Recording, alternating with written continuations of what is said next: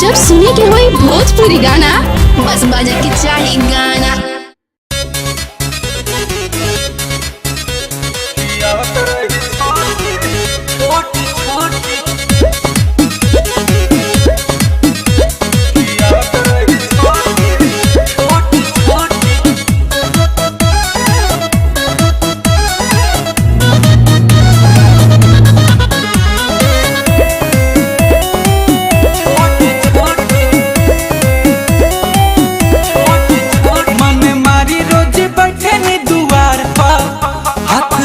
हम अपना कपार पर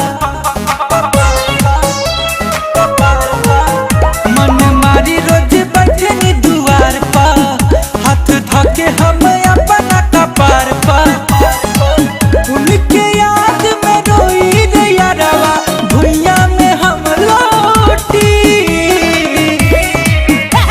खेसारी के साग और मकई के रोटी खियावत रही छोटी गैस बने पेट में ताये सिलक गोटी खियावत रही छोटी।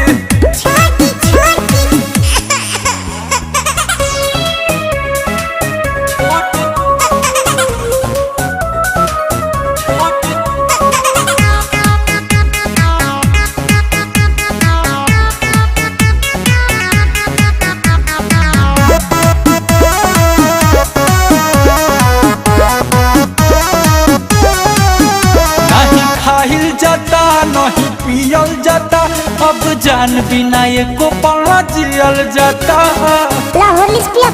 ना जहर दे दे नहीं खाइल जाता नहीं पियल जाता अब जान बिना एको पड़ा जियल जाता।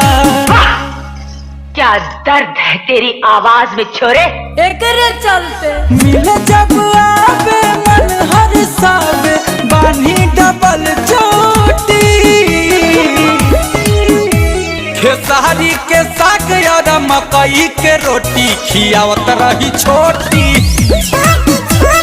गैस बने पेट में ताये सिलक गोटी खियावत रही छोटी।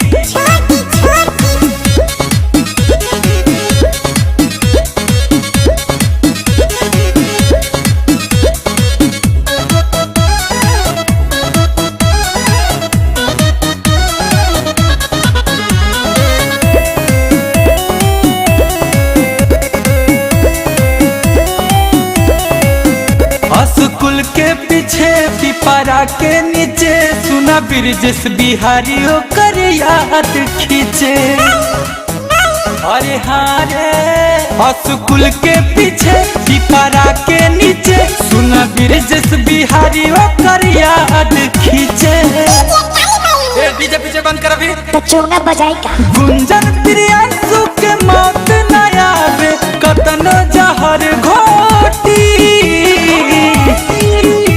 खेसारी के साग और मकई के रोटी खियावत रही छोटी